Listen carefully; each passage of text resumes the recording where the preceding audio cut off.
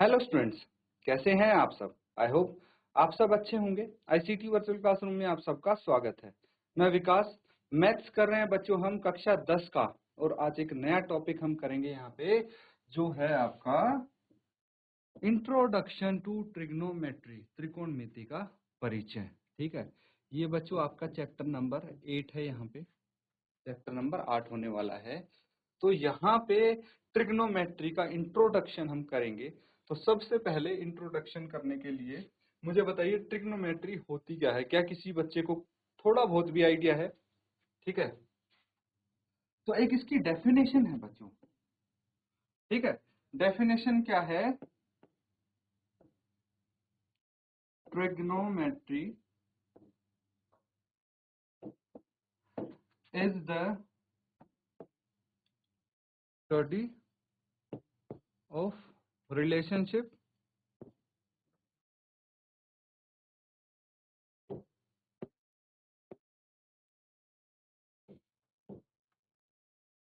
between sides and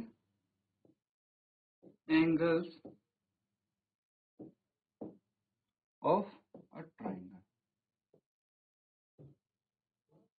ठीक है, किसी त्रिभुज के भुजाओं और कोणों के बीच का जो रिलेशनशिप हम स्टडी करते हैं उसको बोलेंगे ट्रिग्नोमेट्री। तो बच्चों, ट्रिग्नोमेट्री जो वर्ड है, त्रिकोणमिति, ये आया कहां से? तो ये तीन वर्ड से मिलके बना है बच्चों, तीन चीजों से। ट्राई, कोण एंड मेट्रोन। ठीक है, तो ट्राई मतलब हो गया थ्री। ठीक है, ट्राई मतलब थ्री, तीन।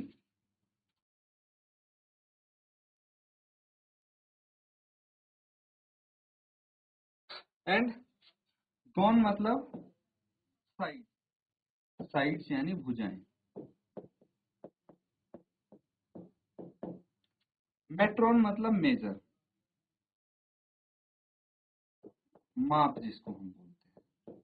ठीक है, तो तीन भुजाओं का माप से रिलेटेड जो चीजें हैं वो ट्रिग्नोमेट्री हो गई। ठीक है, मैंने बता दिया ट्रिग्नोमेट्री रिलेशनशिप है किसके बीच का? भुजाओं और कोणों के बीच का, किसी त्रिभुज के। तो ये इसकी बेसिक डेफिनेशन है। इसको नोट डाउन कर लीजिए, लिख लीजिए। और इसके बाद हम करेंगे कि ट्रिग्नोमेट्री हम करते क्यों हैं, पढ़ते क्यों हैं, इस्तेमाल कहाँ कहाँ होता है। उसके बाद हम क्वेश्चंस पे चलेंगे, क्योंकि भाई इसका आपको यूज भी तो पता होना चाहिए, कहाँ इस्तेमाल करेंगे, तभी इसको पढ़ने का पॉइंट है, तभी आपका इंटरेस्ट डेवलप होगा। तो इसको पहले नोट डाउन कीजिए, फिर आगे करते हैं। तो बच्चों, यहां तक तो आपने कर लिया है। आगे देखिए, अब हमें यूजेस पता लगाने हैं कि यूजेस इसके क्या क्या हो सकते हैं। ठीक है, तो सबसे पहली चीज, पहला एग्जांपल मैं बताता हूँ। मान लीजिए आप कुतुब मीनार के सामने खड़े हैं। ठीक है, कुतुब मीनार के सामने खड़े हैं।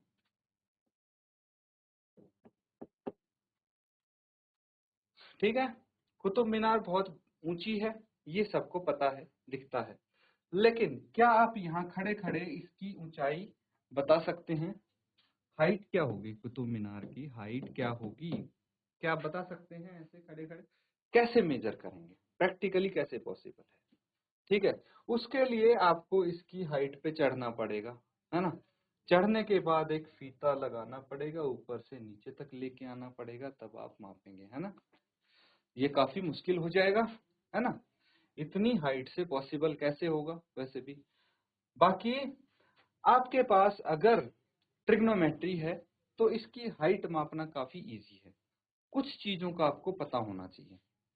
ठीक है, तो कुछ चीजों का पता होना चाहिए मतलब जहां पे आप खड़े हैं, जहां से आप देख रहे हैं, ठीक है, तो वो देख लीजिए। और ये जो इसका फुट है, अब यहां से यहां तक ये डिस्टेंस तो आप इजीली माप सकते हैं, मेजर कर सकते हैं, है ना।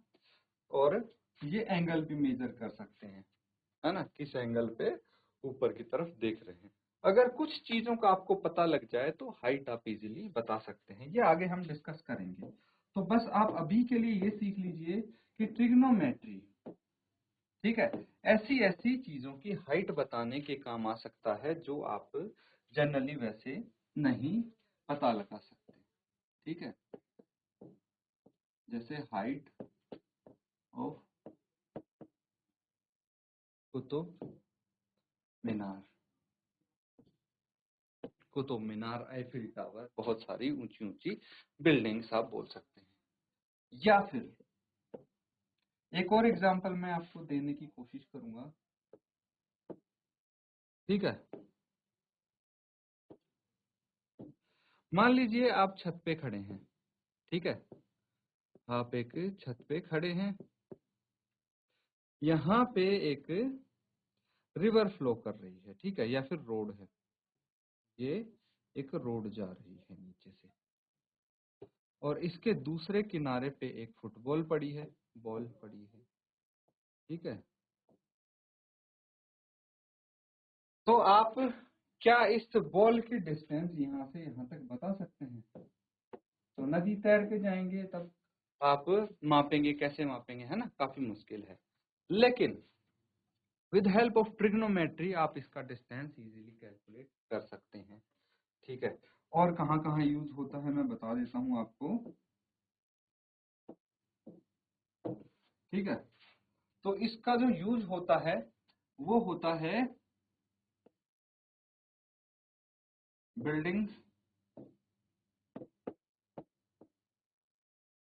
माउंटेन्स, माउंटेन्स एक्सेट्रा, इनकी हाइट मापने के लिए।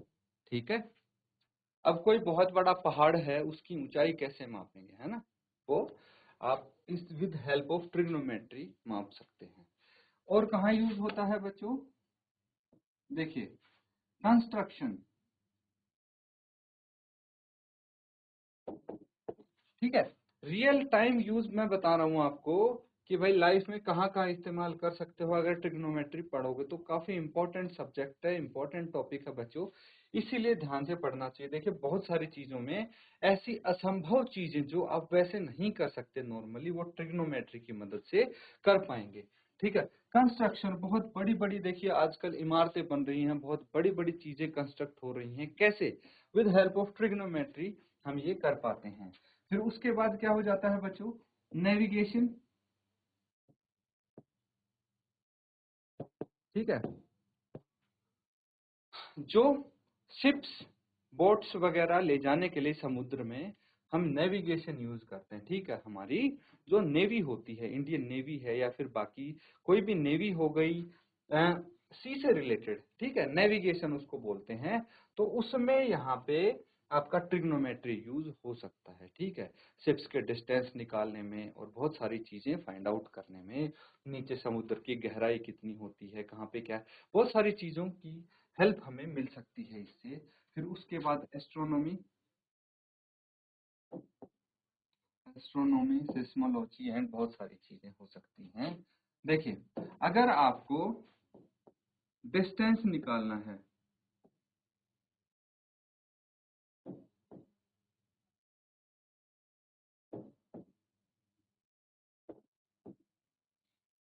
डिस्टेंस ऑफ स्टार्स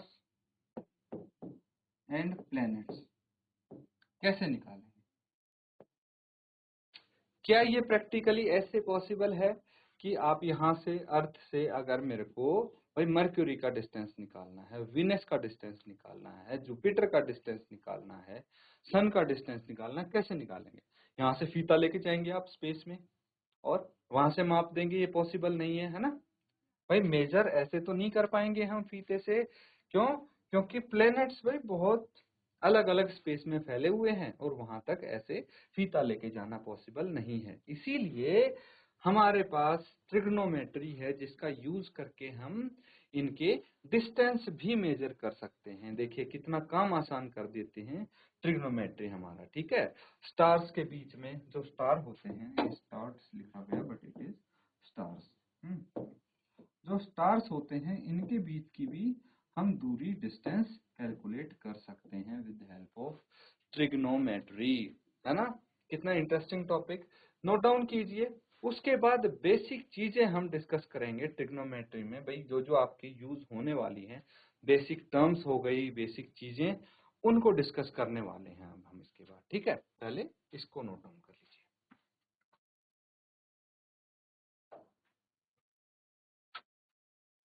तो बच्चों सबको पता लग गया यूज क्या है, इस्तेमाल कहाँ पे ये हो जाती है। ठीक है, ट्रिग्नोमेट्री का क्या यूज होने वाला है। अब देखिए हम राइट एंगल ट्रायंगल के लिए इस ट्रिग्नोमेट्री को भाई स्टडी करेंगे। तो राइट एंगल ट्रायंगल बना लेते हैं एक।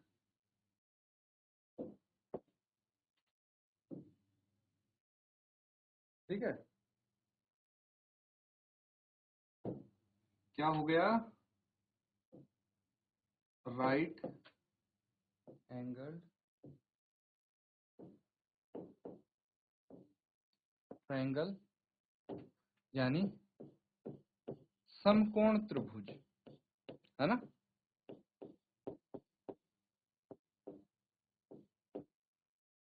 समकोण त्रिभुज राइट एंगल ट्रायंगल क्या हो गया बच्चों, ये हो गया कि कोई एक त्रिभुज है जिसका एक कोण 90 डिग्री का होता है, इसको हम राइट एंगल ट्रायंगल बोलते हैं। मान लीजिए इसको मैं ABC नाम दे देता हूँ। ठीक है, समकोण त्रिभुज ऐसे ही होता है। अब देखिए अगर यहाँ पे मेरे पास ये एंगल है थीटा, ठीक है, ये एंगल है थीटा, तो इसके जो सामने वाली भुजा है, सम्मुख भुजा है, उसको हम क्या बोलेंगे, इसको बोलेंगे परपेंडिकुलर P। ठीक है, P फॉर परपेंडिकुलर लिखूंगा मैं अभी। ये हो जाता है हाइपोटेन्यूज, जो इसके ऑपोजिट है 90 डिग्री के। और जो एंगल है उसके साथ वाली जो भुजा है उसको बोलते हैं बेस, P फॉर बेस, है ना। ये हाइपोटेन्यूज हो गया, ये बेस, और ये हो गया परपेंडिकुलर। अब क्या क्या होते हैं, P फॉर परपेंडिकुलर,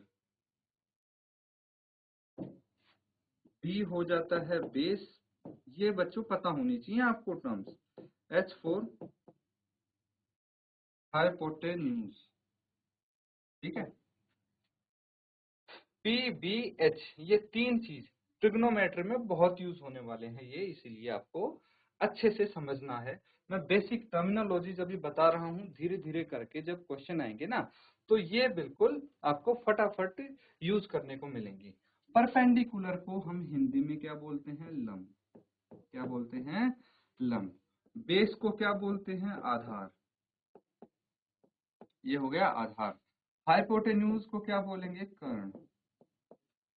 पता लग गया हिंदी में, इंग्लिश में, और होते क्या हैं, जो एक समकोण त्रिभुज है, कहाँ पे कौन सी चीज है, डिनोट कर पाएंगे आप, बिल्कुल कर पाना चाहिए बच्चों। अब तो अब देखिए अगर मैं एक राइट एंगल ट्रायंगल बनाता हूँ, ठीक है,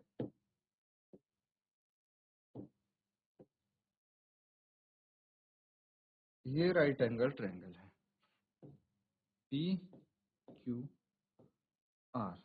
ठीक है, ये राइट एंगल ट्रायंगल है PQR, और ये है आपके पास थीटा कोण। ठीक है, समझ गए। अब नहीं, राइट एंगल कौन सा है ये तो आपको पता है, थीटा है राइट एंगल। हाँ, तो कंफ्यूजन हमेशा पता कहाँ होता है, कंफ्यूजन होता है इसमें, जो परपेंडिकुलर और बेस होता है, परपेंडिकुलर कौन सा होगा, बेस कौन सा होगा, समझना बच्चों। तो इसको हम बोलेंगे side opposite to angle, side opposite to angle, यही होगी ना, इसके सम्मुख, कोण के सम्मुख भुजा। लिख लेंगे हम इसको, कोण के सम्मुख भुजा। और बच्चों एक चीज हमेशा ध्यान रखना, जो भुजा कोण के सम्मुख होगी उसको हम हमेशा परपेंडिकुलर बोलेंगे। ठीक है, लंब ही इसको हम बोल सकते हैं, ये हमेशा क्या होगी, लंब। और साइड एडजेसेंट टू एंगल,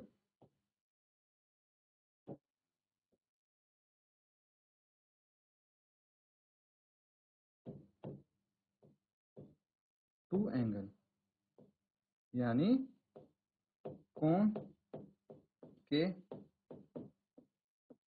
संलग्न भुजा। इसको हम हमेशा बोलेंगे आधार। क्या बोल सकते हैं इसको? आधार बोलेंगे। बाकी तीसरी भुजा कौन सी होगी? ये हमेशा फिक्स रहती है, कर्ण। ये क्या होता है? ये बच्चों जो 90 डिग्री का कोण होता है उसके सम्मुख जो भुजा होती है वो कर्ण हो जाती है। ठीक है, इतना क्लियर है? अब देखना, चीजें थोड़ी ही बदल सकती हैं। कैसे? मैं यहाँ पे बताने की कोशिश करूंगा। इसी ट्रायंगल में ले लीजिए आप, इसी ट्रायंगल में ले लीजिए। अगर ये थीटा हो गया, समझ गए? अब दोबारा से लिखेंगे हम ये तीनों चीज, ध्यान से देखना। थीटा क्या है? अब ये है कोण के सम्मुख भुजा। कौन सी हो गई? बीसी। क्या हो गई? बीसी कोण के सम्मुख भुजा हो गई। इस केस में ये परपेंडिकुलर बन गया। ठीक है, परपेंडिकुलर लंब ये हो जाएगा बीसी, और इसके संलग्न भुजा ये है तो ये हो जाएगा बेस, आधार, और ये हाइपोटेन्यूज ही रहेगा। समझ गए? तो थीटा के अकॉर्डिंग जिस तरफ थीटा होगा ना, उसके ऑपोजिट जो साइड होगी उसको हमेशा परपेंडिकुलर बोलेंगे। अगर थीटा यहाँ है तो ये परपेंडिकुलर हो गया, थीटा यहाँ है तो ये परपेंडिकुलर हो गया, है ना? तो इतनी चीज समझ में आ रही है आपको? ये बेसिक टर्म्स हैं, इनको लिखिए, फिर आगे करते हैं हम चीजें।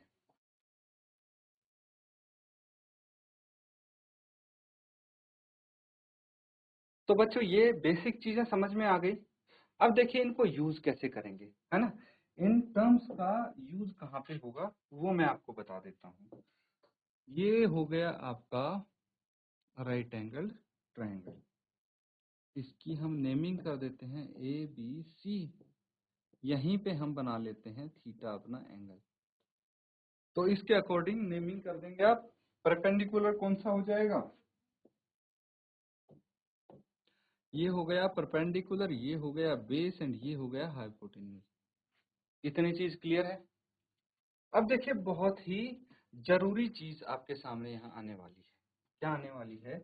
देखिए मैं बता देता हूँ, एक बेसिक फॉर्मूला है, ठीक है? बेसिक तरीका है, मेथड है, जो आपके बहुत आगे तक काम आने वाला है।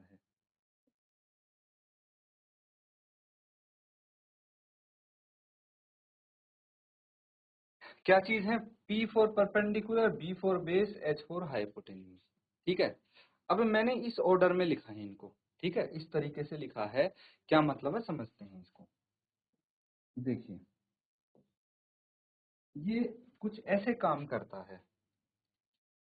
यहाँ पे आएगा S, यहाँ पे आएगा C, एंड यहाँ पे आएगा T, SCT।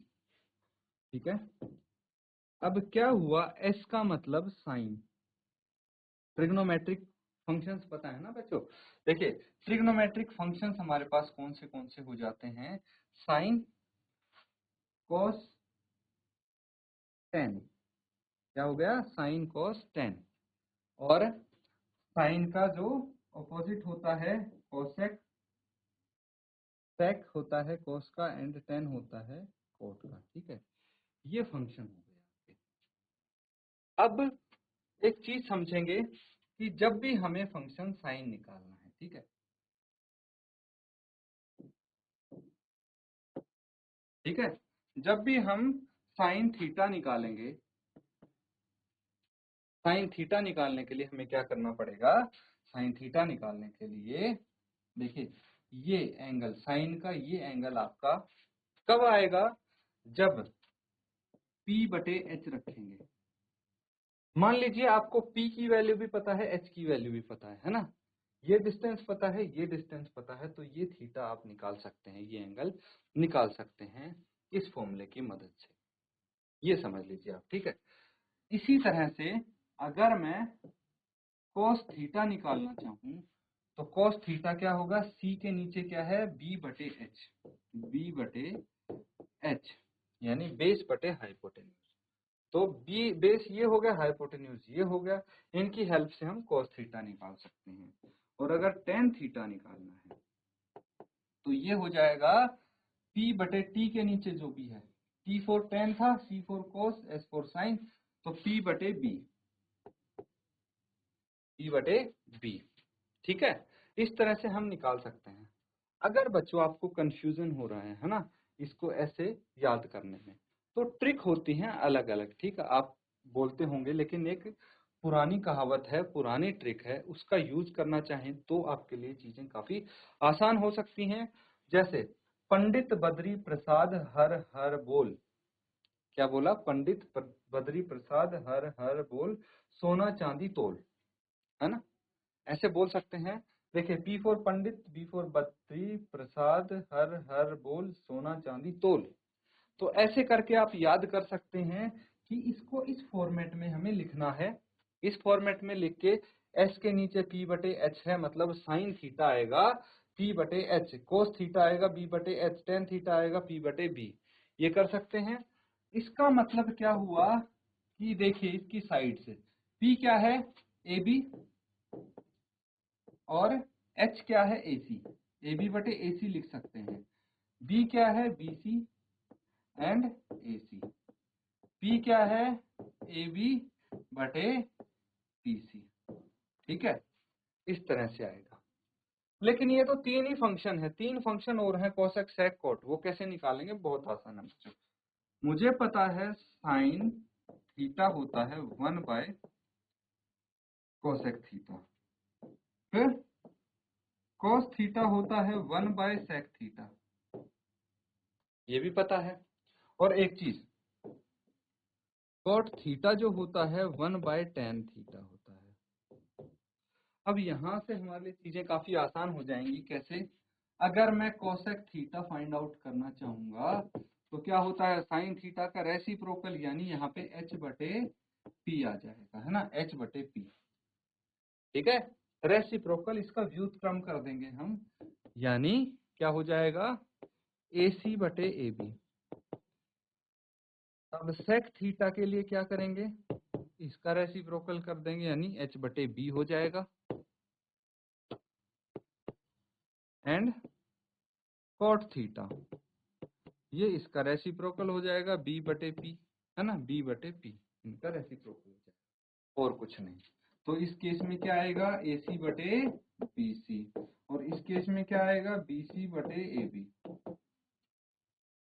ये चीज क्लियर है? अब इसको अच्छे से नोट डाउन कर लीजिए। ठीक है, कोई डाउट अगर आपको लगता है पूछ सकते हैं। यहाँ पे देखिए, हम धीरे धीरे छोटी छोटी चीजों से शुरू कर रहे हैं। जैसे अगर कोई सीढ़ियां चढ़ते, जीना आपको चढ़ना है, तो क्या करेंगे? एक एक स्टेप लेंगे तो आप सेफली ऊपर पहुंचेंगे। लेकिन अगर आप मान लीजिए एक स्टेप चढ़ने की कोशिश, स्किप करके चढ़ने की कोशिश करेंगे एक स्टेप, तो गिरने के चांसेस हैं।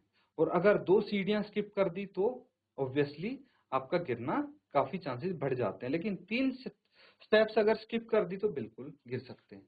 इसीलिए हमेशा अच्छा होता है हम स्टेप बाय स्टेप चलें और एक एक चीज को समझते हुए चलें। तो जब फाइनल क्वेश्चन हम करेंगे, प्रैक्टिकल यूज हम करेंगे, मैंने बताया ना बहुत सारे यूज हैं इसके, तो जब वहां तक पहुंचेंगे तो आपके ये बेसिक्स क्लियर होंगे और आप अच्छे से एक एक चीज कर पाएंगे, समझ में आएगी आपको। इसीलिए इनको अच्छे से समझिए बच्चों, इनका यूज हम सीख रहे हैं धीरे धीरे।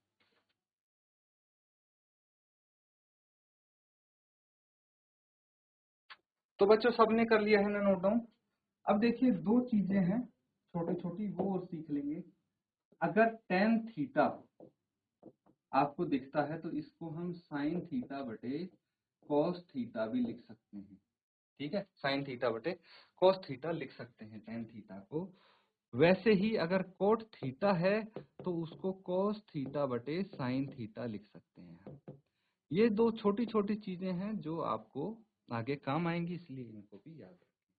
तो फिलहाल हम देखिए कुछ बेसिक चीजें हमने की है ना, इंट्रोडक्शन इसका इनफैक्ट हो गया है आपका।